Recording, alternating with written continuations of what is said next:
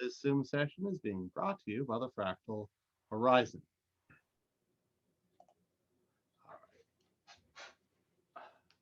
Today we do 2.3 about increasing and decreasing functions and extreme of such functions, and 2.4 about the average rate of change.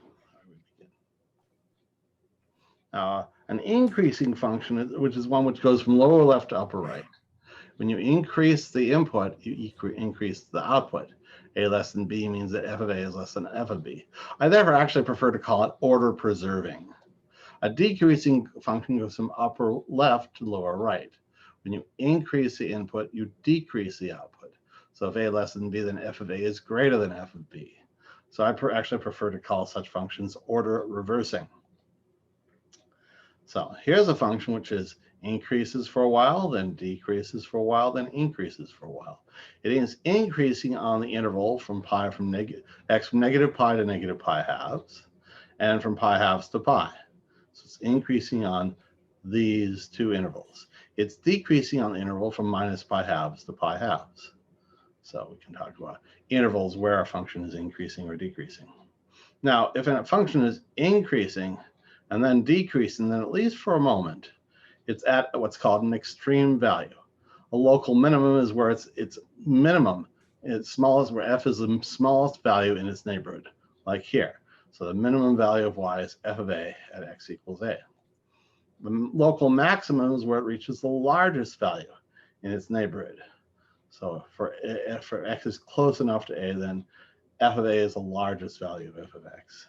So this is the maximum value of y equals f of a at x equals a. I prefer that when the book asks for local minima and local maximum, do give both f of a and label them as y and x. Now, there's also a global maximum and a global minimum, which is the largest value f ever gets and the smallest value f ever gets. Here's a function which has a global maximum here and a local maximum here and a local minimum here and a global minimum here. So here we have a graph. Where is it increasing? Where is it decreasing? Find local max and min, global max and min. All right. It's increasing from negative infinity to negative 4, and from negative 0.5 to 3, and from 5 to infinity. It's decreasing from x is negative 4 to x equals negative 0.5, from x equals 3 to x equals 5. It's the x values you look at. So it's increasing on these three intervals, this, this, and this, and it's decreasing on these two intervals, this, and this. The local minimum is here. It's y equals negative 1 at x equals 5. The local maximum is y equals 1 at x equals 3, here and here. The global minimum is y equals negative 3 at x equals negative a half, here. The global maximum is y equals 4 at x equals negative 4, here. So here's some examples. We have that's for a function. Graph y equals 4 minus x squared. Well, okay, if you run to your calculator, you get an upside down parabola like this. Its domain is all values of x from minus infinity to infinity, and y at most 4, from negative infinity to 4. So you can say that the global maximum is y equals 4 at x equals 0. Here's another one, graph and find domain and range. Y equals the square root of 16 minus x squared.